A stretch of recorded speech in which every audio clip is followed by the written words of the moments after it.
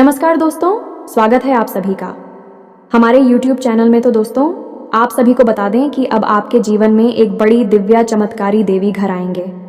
जी हाँ दोस्तों, आप सभी को बता दें कि कन्या के रूप में यह देवी आपके घर आएंगे। आखिर क्यों? सच्चाई जान अगर आपके भी होश उड़ जाएंगे। जी हाँ दोस्तों, आपने ऐसा सच्चाई अपने जीवन में पहले कभी नहीं देखा होगा, जो यह समय आप सभी को देखने को मिल रहा है। दोस्तों, अब आपकी जिंदगी में जिंदगी और रात चौगुनी तरक्की होने वाले हैं। अब आपके जीवन में करोड़ों की संपत्ति हाथ लगने वाली है। जो कहे तो आप मालामाल होने वाले हैं। आपके के ऊपर अपना विश्वास को कायम रखकर भगवान को अपने अपने ओर खींच लिया है, और भगवान आपको यह आशीर्वाद देते हुए आपके घर में भी पधारने को तैयार हो चुकी है। अब आपके घर यह देवी कन्या के रूप में आएगी। और ये क्यों आएगी, इसके बारे में हम इस वीडियो में जानकारी दिए हैं, तो इसे ज़रूर देखिएगा। थोड़ा सा भी मिस किया तो आपने अपना जिंदगी का वह पल मिस कर दिया जो आपको जाना बहुत ही ज़रूरी है। दोस्तों, क्या आपको ऐसा लगता है कि यह सब हकीकत होगा? लेकिन दोस्तों, हम आप सभी को बता दें कि यह ऐसा चमत्कार हकीकत व ख़ास इंसान के साथ ही होता है जो भगवान का प्रिय होते हैं। उनके साथ ऐसा चमत्कारी घटना होती है, लेकिन उन्हें पता नहीं चल पाता है। उनका संकेत मिलते हैं, उनके घर में बहुत ही वृद्धि होना शुरू हो जाता है। लेकिन हम आप सभी को बता दें कि आप सभी को आखिर पता कैसे लगेगा कि आपके घर में कन्या के रूप में देवी आएंगे।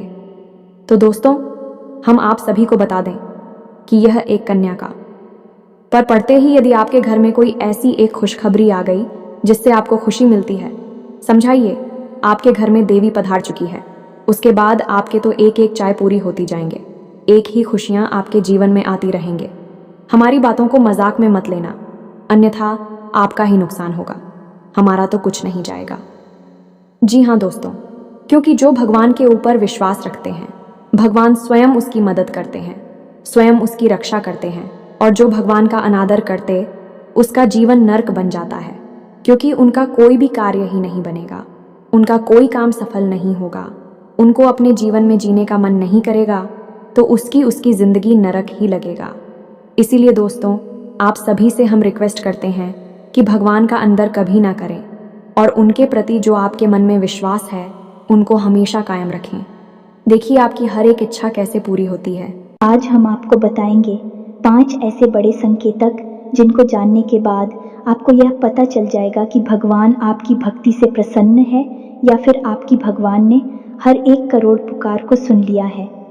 हर एक इंसान इस संसार में किसी न किसी रूप में भगवान की पूजा तो करता ही है, और उसके मन में कहीं न कहीं यह एक बात अवश्य ही लगी रहती है कि क्या उसकी पूजा भगवान स्वीकार कर रही हैं? क्या उसके द्वारा की गई भक्ति भगवान को प्रसन्न कर पाने में सख्त? कहीं ऐसा तो नहीं कि भगवान उसकी भक्ति से प्रसन्न ही नहीं हो रहे हैं, उसकी हर एक पूजा पाठ और मेहनत व्यर्थ चली जा रही है। और इससे भी बड़ी बात दोस्तों, क्योंकि कहीं भक्ति में किसी प्रकार की कोई कमी तो नहीं रह गई है। यदि रह गई है तो उसे कैसे पूरा किया जाएगा? यह दोस्तों आप लोगों के मन में घूमते रहते हैं, तो आज हम आपके इन्हीं सब प्रश्नों के जवाब देने जा रहे हैं। तो आज हम जो संगीत आपको बताएंगे, यह संकेत पूरी तरह से शास्त्रों से लिए गए हैं, वैदिक परंपरा पर आधारित है।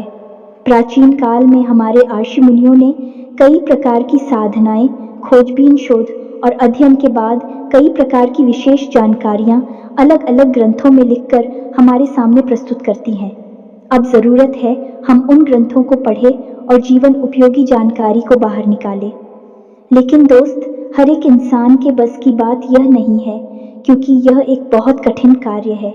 इस कार्य में लग जाता है तो ऐसे में हम आपकी मदद करने के लिए तैयार हैं।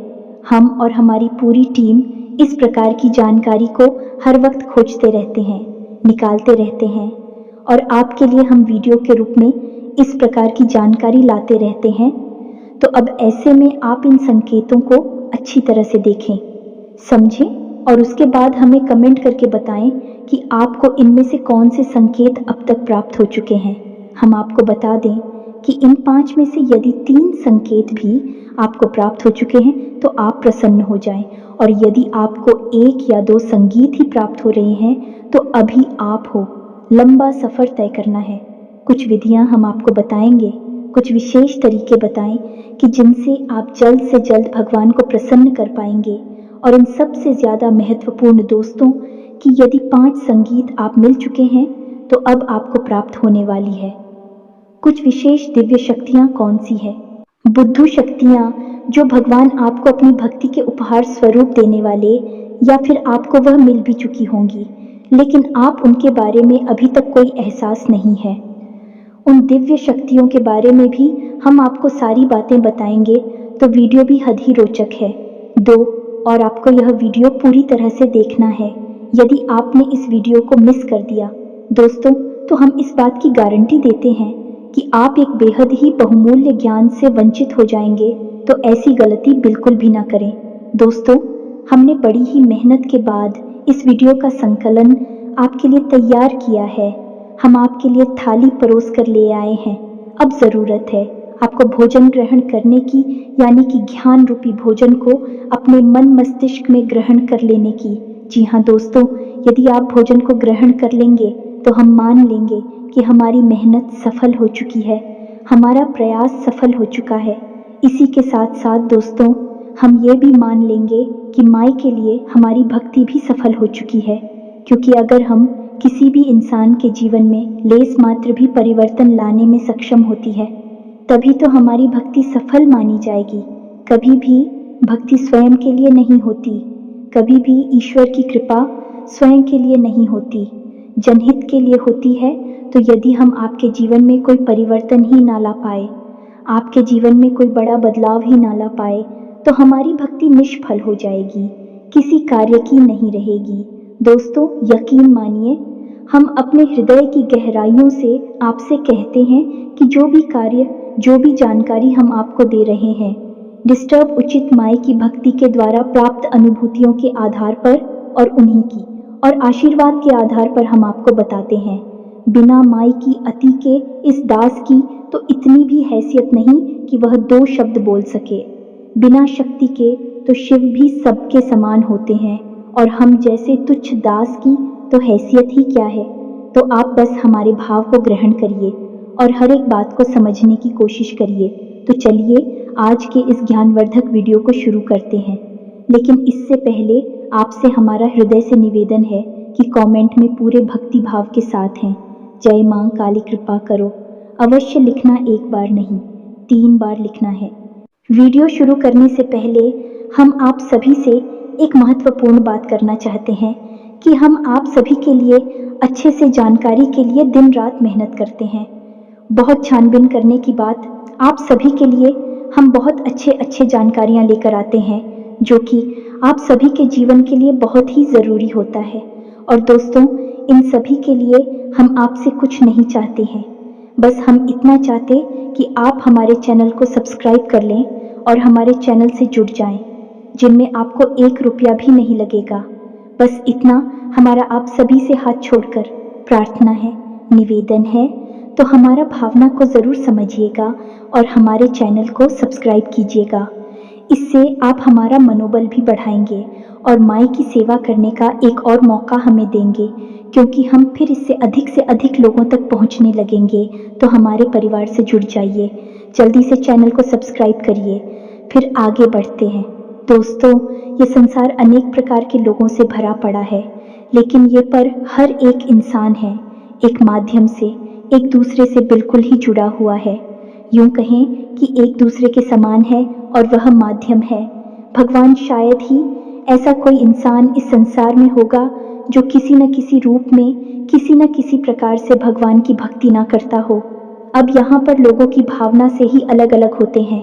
कुछ बड़ी ही गहराई के साथ भगवान के साथ भक्तिमय संबंध बना लेते हैं और कुछ थोड़ी शुरुआत कर रही हैं, धीमे धीमे भगवान से जुड़ते जा रहे हैं। और कुछ ऐसे हैं जो मन में कुछ न कुछ संशय रखते हैं, शक रखते हैं।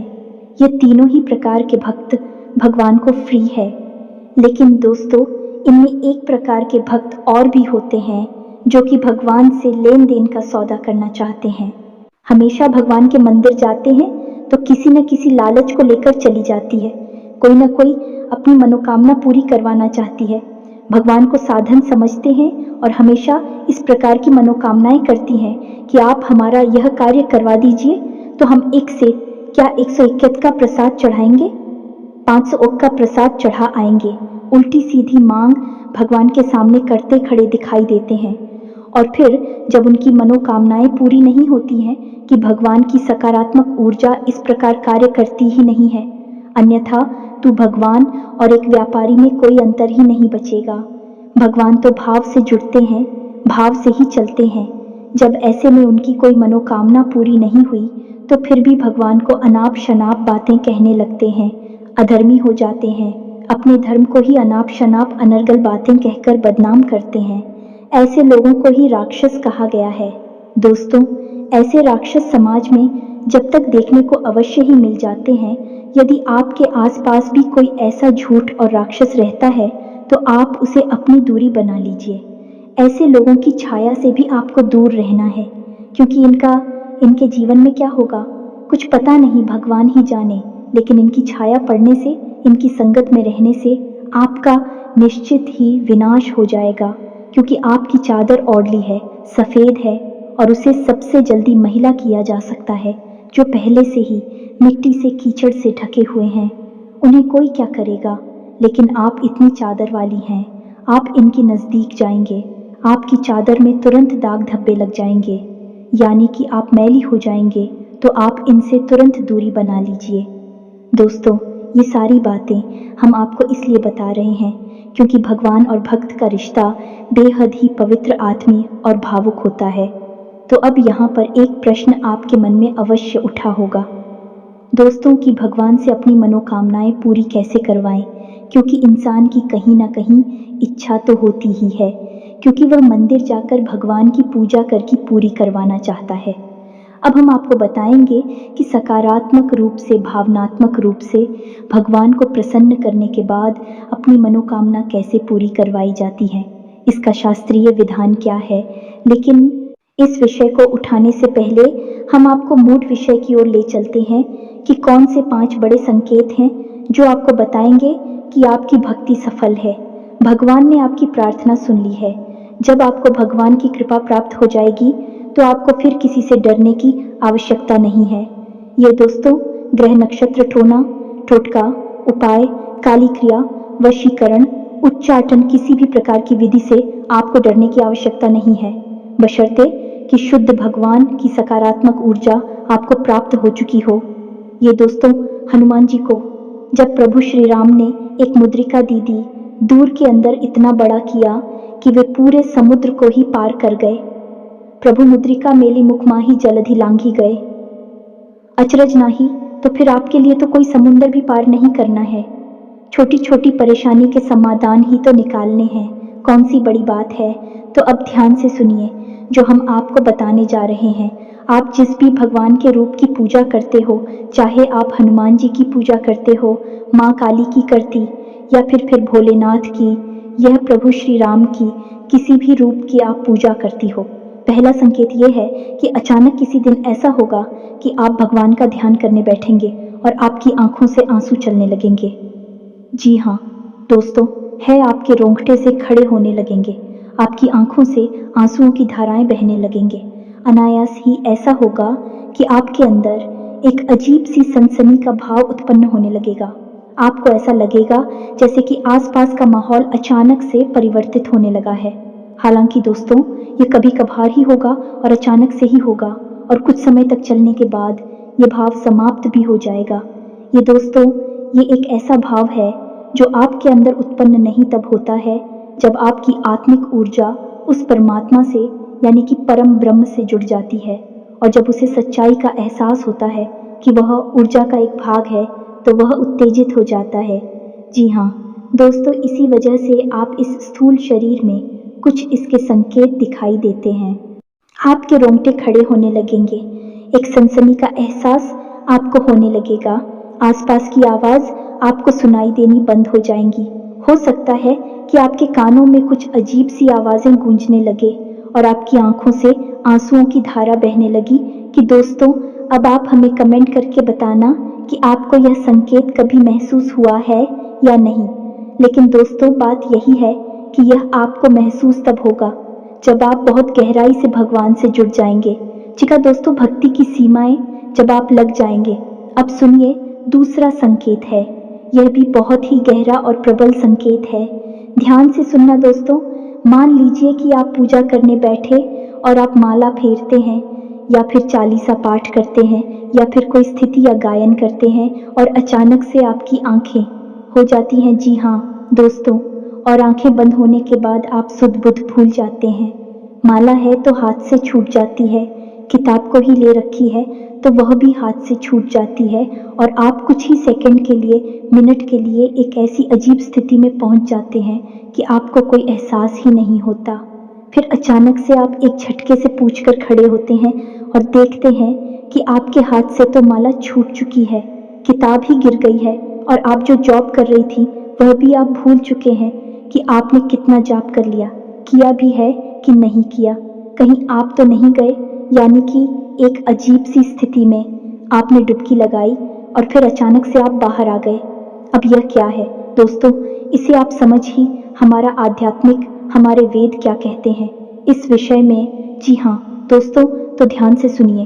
वैदिक परंपरा में इसी तरह कहा जाता है, निंद्रा और तंद्रा लगभग समान ही होती है, लेकिन निंद्रा में इंसान अपने शरीर की शुद्धिकरण के लिए जाता है और निश्चित समय के लिए जा, लेकिन तंत्र एक समाधि की अवस्था जैसी होती है जिसमें कि इंसान उस परम ऊर्जा में डूब जाता है।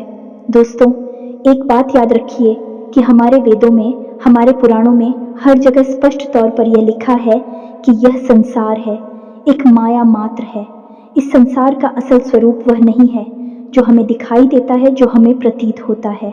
ये सब तो हमारी इंद्रियों के द्वारा प्राप्त की गई जानकारी है जो हमें तरह तरह की सूचनाएं उपलब्ध कराती हैं और माया की रंग बिरंगे खेल हमें दिखाती हैं। लेकिन यह संसार असल में एक परम ऊर्जा में लबालब डूबा हुआ है, पूरी तरह से सराबोर है और वह परम ऊर्जा है।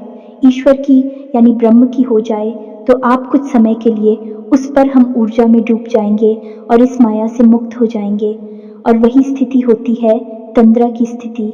आप हमें बताना कमेंट करके दोस्तों कि क्या आप कभी पूजा पाठ करते समय, भक्ति में लीन होते समय तंद्रा का एहसास हुआ है। अब एक अजीब बात दोस्तों, हम आपको बताएं कि कई महान संतों ने, साधकों ने तंद्रा की इस भाव को इतनी गहराई तक ग्रहण कर लिया कि भी कई घंटों तक और कई दिनों तक इसी भाव में डूबे रहे।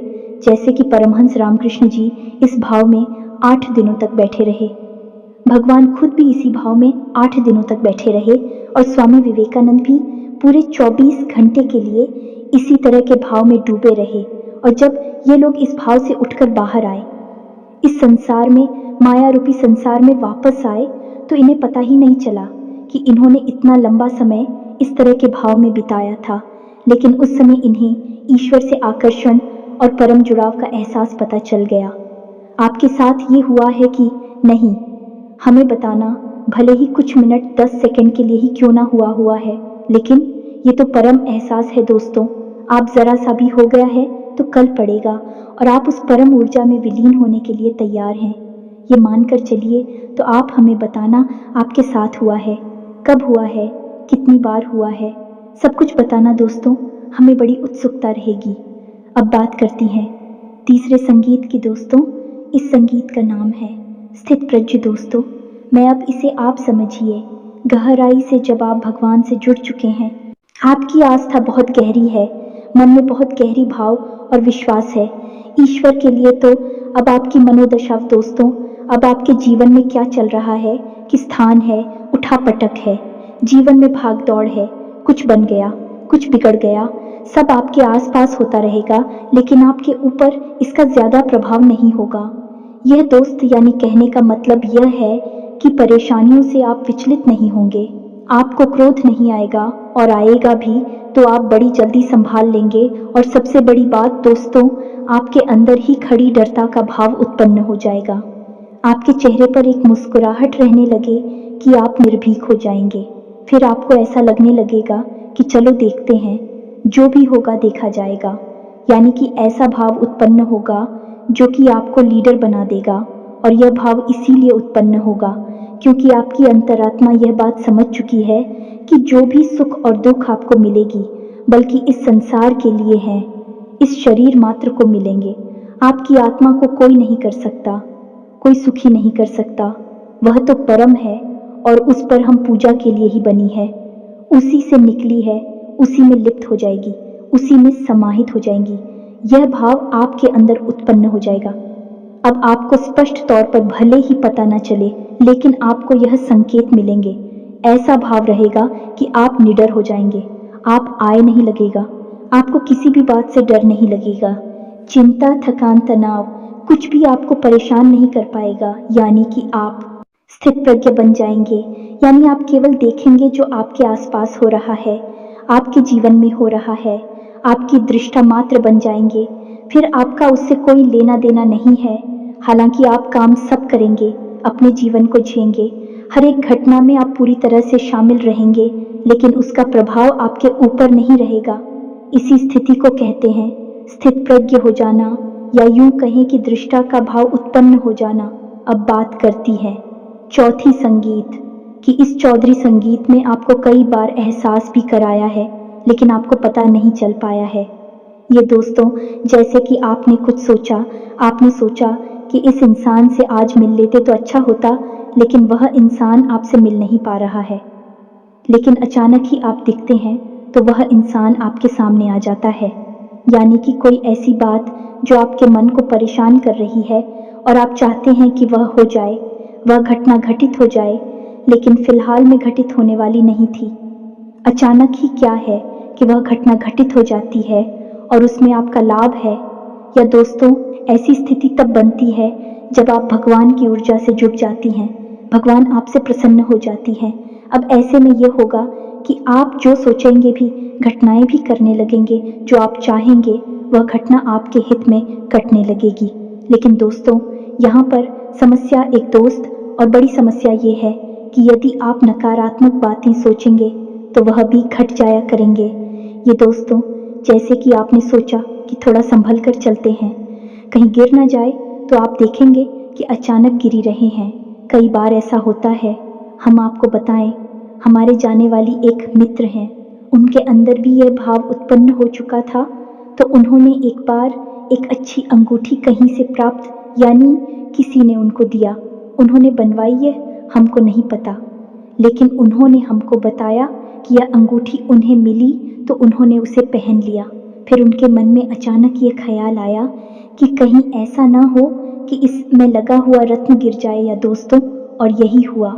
कुछ दिनों के बाद ऐसा हुआ कि उनकी अंगूठी से वह घटना अचानक गिर गया। कहीं ऐसा गिरा कि उन्हें फिर मिला ही नहीं। तो यह आपके साथ भी होगा।